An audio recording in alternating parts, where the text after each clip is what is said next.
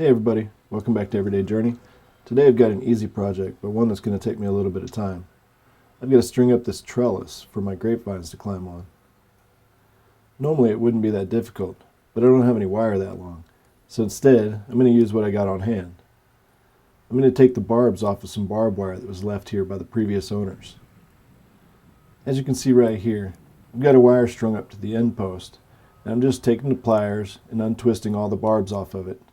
There's nothing difficult about it. It gives me time to enjoy the day and reflect on a few things, as well as some of the tasks that I've got ahead of me. I've not let it be known yet, but my father passed away in July.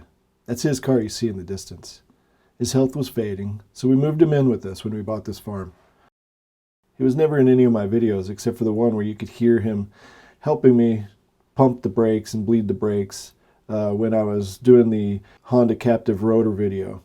It's around 41 minutes into it. He was a good father to me, but as with most fathers, he could be difficult at times. One of the times it happened here at the end was when he cut the seatbelt on his electric wheelchair. That's when we conveniently lost the scissors. May he rest in peace. He left me a little bit of money, and I used it to buy this tractor. It's a John Deere 2240 with a 521 loader on it. It's got a 2.9 liter 3-cylinder diesel engine, which for me is a first. I've never worked on a diesel engine before. Already I've got to work on it a little because it's got a coolant leak. I just hope it's in the hoses and nothing else. Overall, it seems to run pretty well. I've used it to unload some of the other equipment I found at the auction. I also used it to do a little digging where I hope to make a pond in the future. As you saw, it came with the bucket. It also came with this hay spear. It's broken a little right here, and one of the lower spears is bent a little. I don't think it's a problem. I'll just have to bend it back later.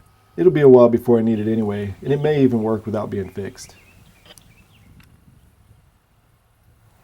I guess I'm getting a little ahead of myself. You can't start with a hay spear. You have to make the hay first. So to cut it, I got this John Deere number 9. At least I think it is. It's a sickle mower that was given to me. It needs a lot of work, but I'm up for the challenge. I think it'll be an interesting project. We'll see how it goes. Of course, once it's cut, you have to rake it up. That's where this Massey Ferguson 37 hay rake comes in. Everything on it seems to be functioning like it should. Just needs a lot of sprucing up. And if needed, I've got some spare parts right here. This baby had an 8-inch tree growing through it. They wouldn't let me cut down the tree, so I had to disassemble it to take it with me. Okay, so if it rains on the raked hay, I got this 2-basket hay tedder. I have no idea what brand or model it is. I can only guess that it's from Italy because of the label I found on the PTO shaft. It seems to work pretty well, just a few minor adjustments that are needed. Well, doing the wire actually took a while, so I spared you the rest of the process. Instead, I'll let you see how the evening ended. This is the view from my backyard as the sun was setting.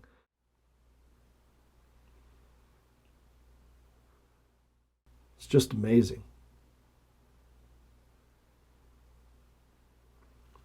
So the next day I was finishing up my trellis. Here I'm hammering in the stakes to keep my T-post from leaning in when I stretch the wire tight. But as I do that, take a look at my Massey Ferguson number 9 square baler. I've heard it's only for straw, but we'll see what it does once I get it working again.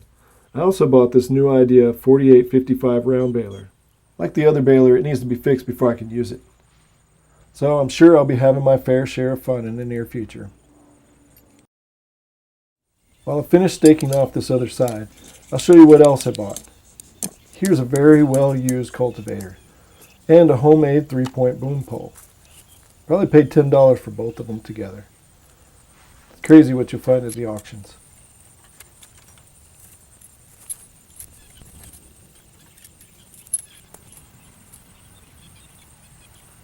Well, now that the posts are staked down, I just wrap some scrap house wire around my cable and stretch it with the come along. Once it's stretched tight enough, I just tie it off there at the top. Then I walk to the middle and go ahead and attach the middle with the finch clip. Then I just stake a string in the ground and run it up to the top wire. That'll give the grapes something to climb on until they're established on the trellis.